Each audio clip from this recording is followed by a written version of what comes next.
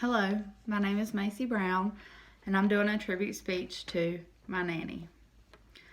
When we think about unconditional love, we think about loving someone through the best times and the worst times, accepting someone for who they truly are. Some of us will never know unconditional love. But when I think about unconditional love, I undoubtedly think about my nanny, Paula Stanelli Davis. She had a heart for service. She was an overcomer, an inspirer, an encourager, a best friend. Growing up with a grandmother, you learn a lot of things. Most of those still stick with me today, and I'm glad they do. My nanny always had a heart for service. She spoiled me rotten, always doing anything I needed her to, probably to a fault. She ironed my clothes, did for all my friends. She always provided everything for me. She was kind and smart. She always put other people first, whether it being preparing meals for people, being a guardian at Lanham for social services, or teaching Sunday school. Nanny was an overcomer. Her background came from a less fortunate family in Waynesville. However, she surpassed the expectations of her family and went on to college to become a realtor.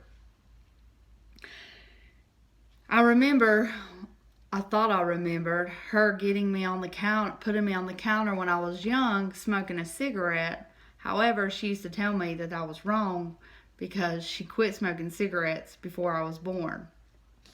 So not only did she quit smoking cigarettes, she overcame alcoholism in her later years. And that was a tough time for us, but Nanny made it through it.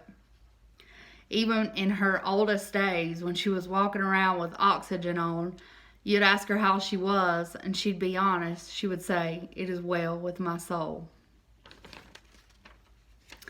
Nanny was an inspirer. She made me shoot for higher goals.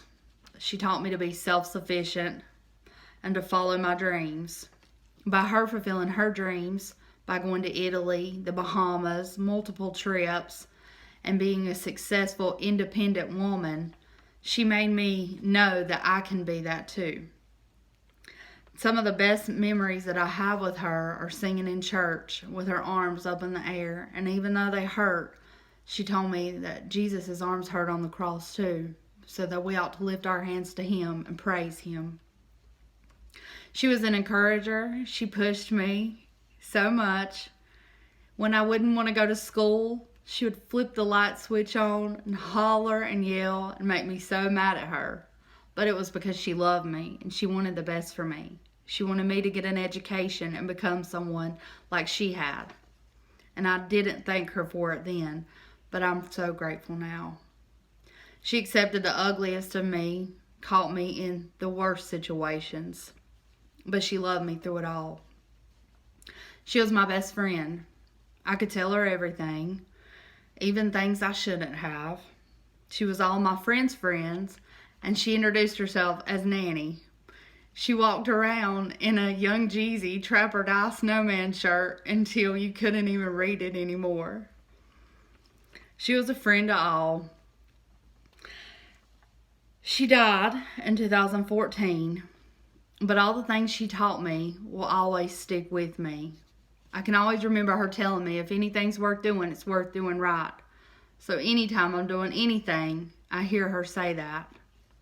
I'll always be her darling. And it's my pleasure today to pay tribute to her. Even though she's still with me, she's not gone. She's in my heart. And it is my hope that everyone can know an unconditional love like that my nanny gave me.